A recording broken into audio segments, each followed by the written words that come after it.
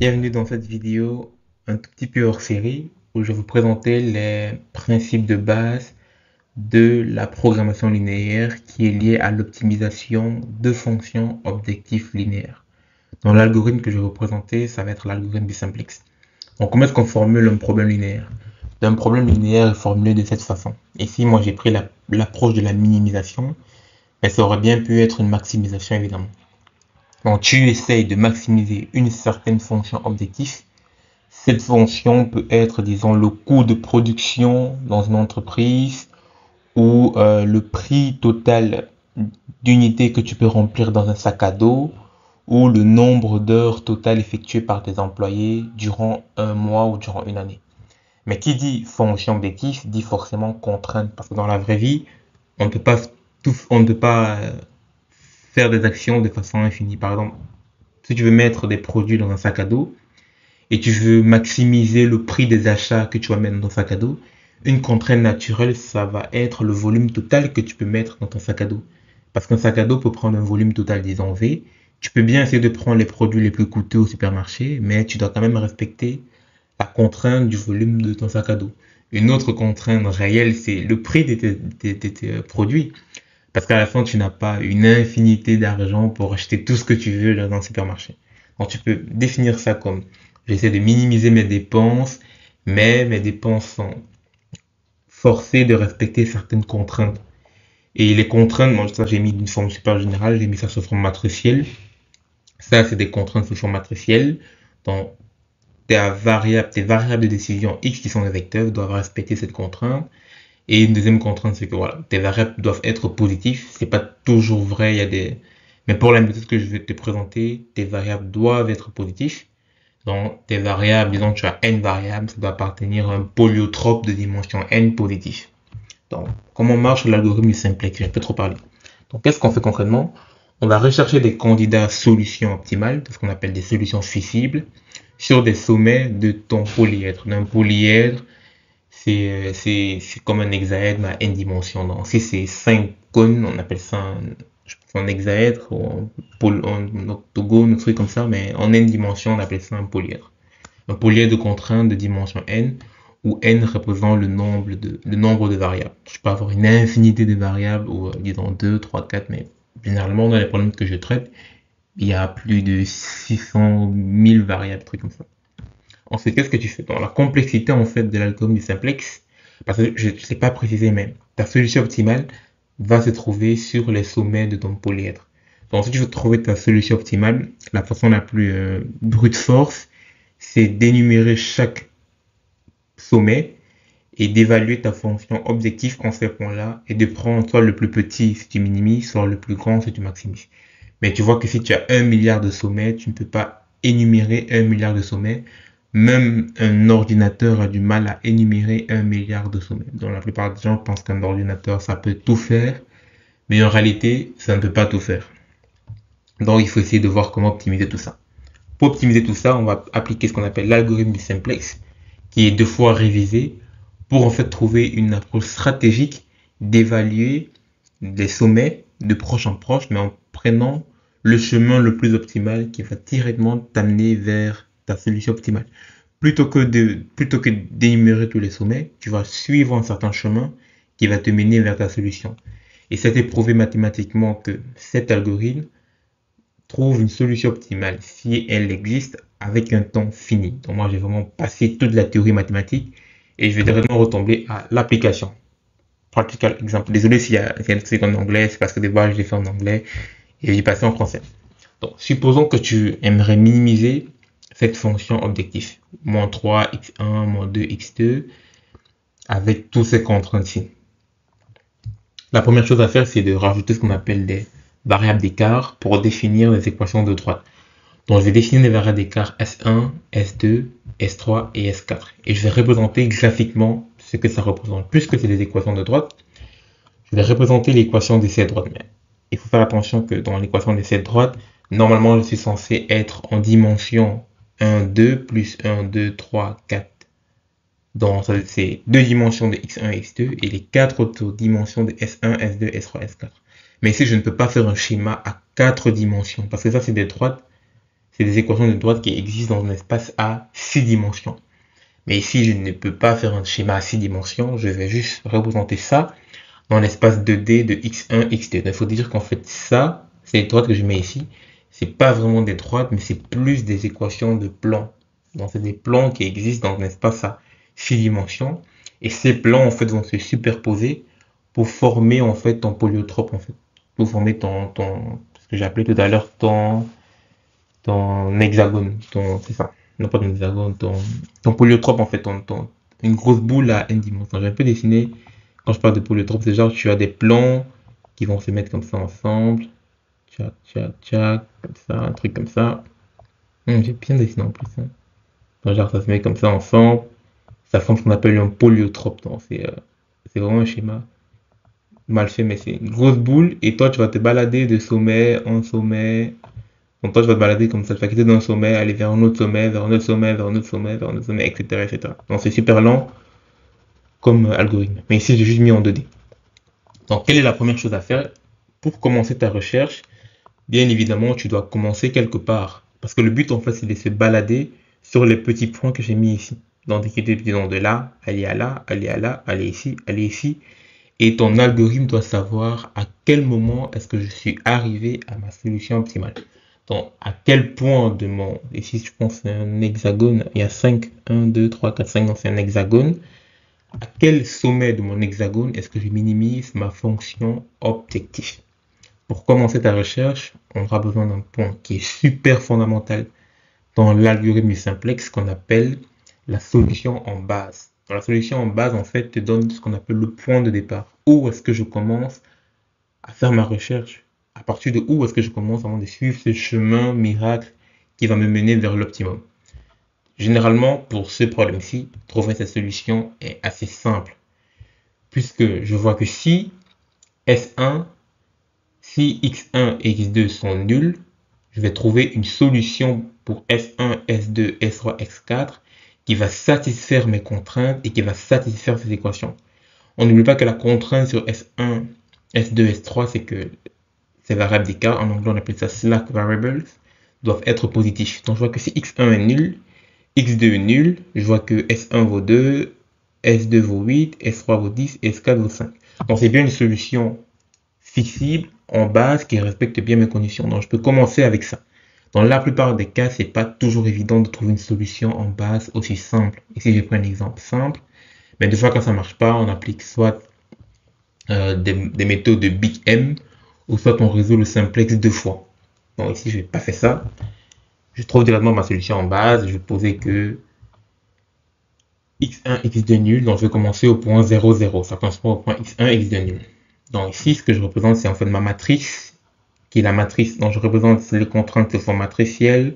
8, 2, 10, 5, 0. 8, 2, 10, 5, c'est ça. Et ici, en fait, c'est ce qu'on appelle le gradient de ta fonction objectif. Ou tout simplement, les coefficients angulaires de tes variables. Donc, moins 3 et moins 2. Et le reste, puisqu'ils ne sont pas dans ma fonction objectif, c'est juste 0, 0, 0, 0, 0. Ok, on part de là. Ensuite, comme ce que j'ai dit, c'est je commence au point 0, 0.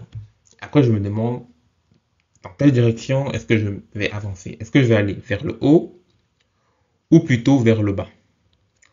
Donc, ici, XB représente en fait la solution en bas. Ça représente la solution au point 0, 0. Donc, pour trouver ça, il faut résoudre l'équation en fait de ta matrice en base. Donc, je prends que la matrice de ta base. Donc, je prends que S1, S2, S3, S4. Tu ne prends pas la colonne de X1 et X2 parce que tu les as annulés.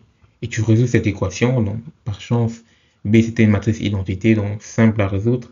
XB c'est juste en fait les solutions de départ. Mais on avait déjà trouvé XB en remplaçant X1 et X2 par 0 dans les 4 contraintes ou dans les 4 équations. Donc on retrouve bien XB qui est S1, S2, S3, S4. Après tu te demandes, est-ce que je vais aller vers le haut, donc vers 0,2 ou plutôt vers 4,0?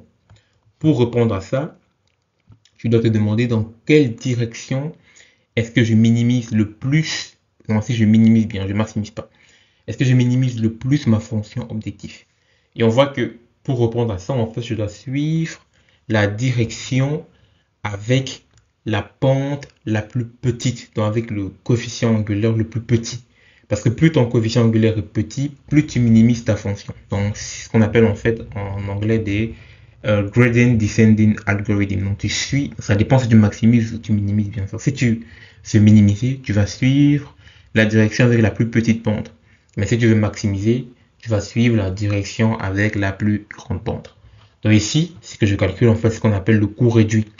Donc c'est mes pentes après avoir, c'est la valeur de ma pente quand je me place à ce point-ci. Donc quand je me place à ce point-ci, je me demande que vaut mon gradient. Non, je parle de gradient, mais tout le monde sait pas c'est quoi le gradient. Je demande que vaut ma pente ou alors mon coefficient angulaire ou alors ma dérivée en ce point-là par rapport à la direction x1 et x2.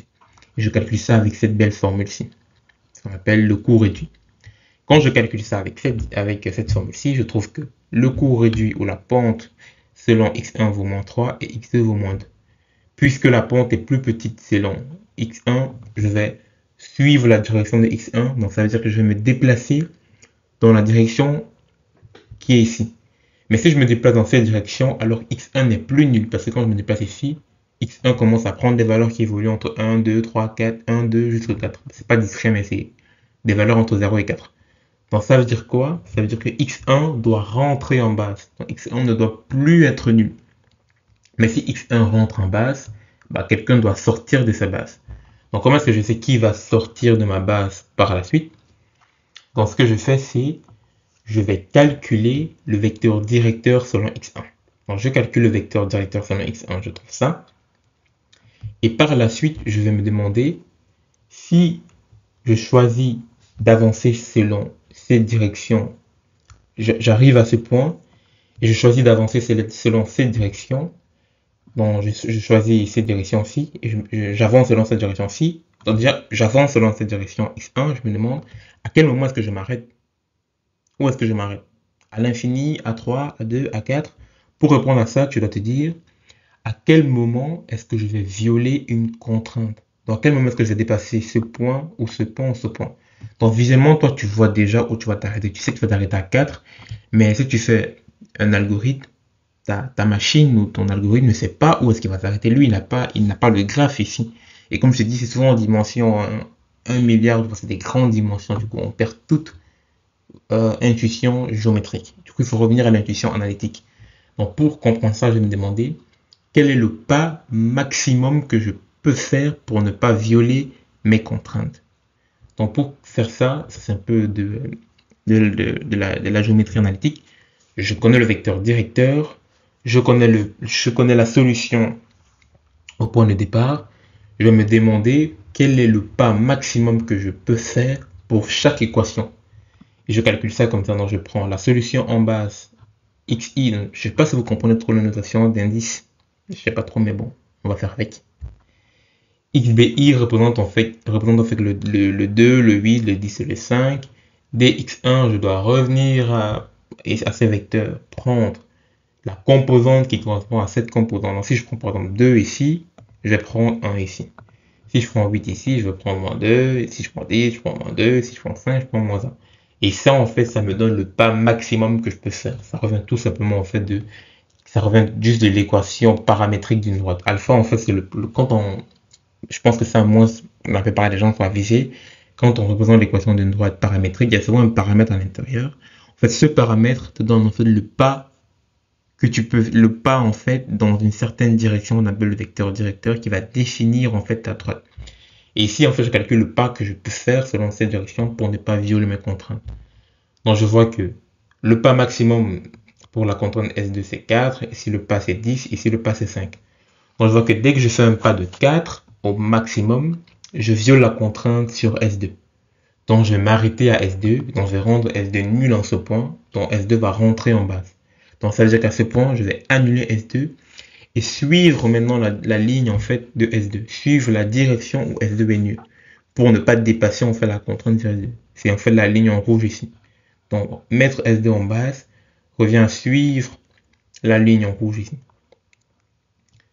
Mais ça on ne le sait pas encore, mais ça on le prévoit plus ou moins. Donc si après, puisqu'en fait on ne sait même pas encore quelle direction on va suivre. Normalement je spoil un peu. On sait juste qu'on va s'arrêter ici, c'est tout. Et qu'on va mettre S2 en bas. Donc plus ou moins on va se propager dans une direction où S2 est nul. C'est un peu ça le trick. Donc S2 out of base et X1 en base. Donc X1 en base, X2 était toujours hors base et S2 également hors base. Ok. Je pense que c'est bien S2 que j'ai mis hors base. Je sais pas. Ensuite, je refais la même chose. Je recalcule la solution XB dans la base. Je recalcule le coût réduit. Et je vois que cette fois-ci, pour le coût réduit, c'est X2 qui a le plus petit coût. Donc ça veut dire que je vais me propager. Donc là, je sais que ok, X2 a le plus petit coût. Je vais me propager vers la direction de X2. C'est propager vers la direction de X2 revient en fait à monter. Puisque X2, j'ai pas mis les axes, mais X2 c'est ça. X1 c'est ça. Donc ça veut dire que je vais monter. Ok, je vais monter, mais jusqu'où? Mais je vais m'arrêter où? Donc pour savoir où est-ce que je vais m'arrêter, je sais déjà que sur cette direction, S2 est nul. Donc je calcule la direction selon X2 et je calcule le pas maximum que je peux faire. Donc je vois que pour X1, je ne peux pas dépasser 8. En fait, ça revient à dire que si je suis cette direction avec un pas, si tu appliques un pas de 8 ici, tu vas voir que tu vas te retrouver au sommet. C'est pour ça que pour X1, tu as 8. Parce que X1 ne devait pas être négatif. Si tu suis un pas de 4, tu vas dépasser, je pense, c'est celui qui est ici. Un pas de 4, je pense, ça doit être entre les deux qui est ici. Mais je sais qu'un pas de 2, c'est pour ce point-ci. Donc, on voit que le plus petit pas que je peux suivre, c'est le pas de 2. Qui revient à mettre S4 hors base. Donc, S4 hors base, je prends X1, X2. Je pense que c'est... Je sais pas, je comprends plus trop mes notations, mais je sais que S4 hors base, ça c'était S4, S1, S2. Moi, S2 était hors base. J'ai confondu entre les deux peut-être. Probablement. Je refais la même chose. Je suis cette direction. Je calcule le coût réduit. Et là, hop, il y a quelque chose de bizarre. On voit que le coût réduit vaut exactement la même chose pour S2 et S4. Donc, puisque S2 et S4 hors base, je me demande, est-ce que je vais remettre S2 en base ou remettre S4 en base? Je ne sais pas. Je calcule le coût réduit des deux. Et je vois là, il n'y a plus aucun gain. Si je suis S2, je ne gagne pas. Si je suis S4, je ne gagne pas. Et ne plus avoir de gain, c'est ce qu'on appelle la condition optimal condition, dans la condition d'optimalité. Ça veut dire que si tu avances encore, si tu suis une certaine direction, tu ne vas plus rien gagner. Donc si tu ne vas plus rien gagner, si tu ne vas plus minimiser ta fonction, bah tu vas t'arrêter là. Et du coup, quelle est ma solution à ce point? C'était ta solution que tu avais calculée ici, XB. Et tu vois, comme tu voulais juste la solution pour X1 et X2, je veux dire que X1 c'est 3, X2 c'est 2. Et là, on voit qu'il y a quand même des petites solutions aussi pour S1 et S2, mais on s'en foutait complètement. Donc on va juste s'arrêter là. Je pense que c'est pas S2, je pense que c'est S3. S1 et S3 plutôt. Et que dans mes colonnes aussi, j'ai dû peut-être inverser. Mais la solution optimale, c'était ça. On aurait pu également retrouver ça en faisant une énumération de la fonction objectif à chaque point et en calculant le minimum.